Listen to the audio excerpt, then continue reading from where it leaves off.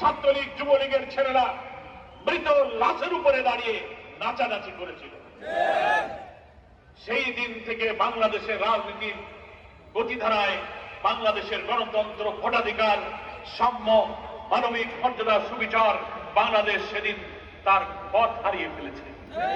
সেই 6 সালের 28 অক্টোবর থেকে 24 সালের 5ই আগস্ট প্রায় 18 বছরের এই ইতিহাস ছিল স্বাধীন বাংলাদেশের একটি কালো যুগ।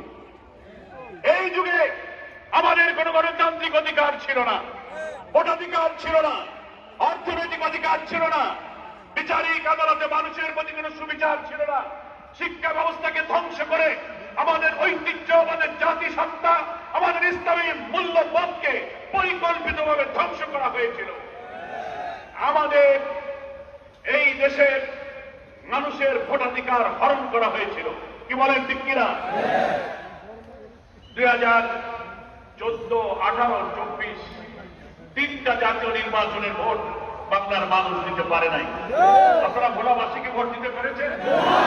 সকালবেলা ভোটের দিন অনেকে রওনা হয়েছিলেন, কিছু দূর গেলেই মাঝখানে আওয়ামী লীগ, যুবলীগ, ছাত্রলীগ, পুলিশ লীগ, লীগ বাধা দিয়ে বলেছে ভোট হয়ে গেছে, বাড়ি চলে যাও। আমরা ভোট দিতে পারি নাই। কেউ যদি জোর করে ভোট কেন্দ্রে গিয়ে আমরা ভোট দেওয়ার চেষ্টা করেছে জনগণ, 8টা 9টার সময় প্রিজাইডিং অফিসাররা বলেছে ব্যালট পেপার শেষ হয়ে গেছে, ভোট দেওয়া যাবে না। এটা কোন ভোটাধিকার হলো?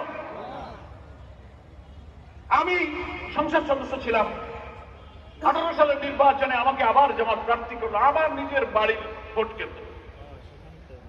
সন্ত্রাসীরা আমাকে বললো আপনি ভোট দিতে আসবেন না, ভোট দিতে আসলে অসুবিধা আছে। সারা বাংলাদেশের মানুষের কথা তো জানলেনই। মানে আমার বাড়িতে একজন এমপি তার বাড়ির কাছে ভোট কেন্দ্রের কথাটা উদাহরণের জন্য বলছি।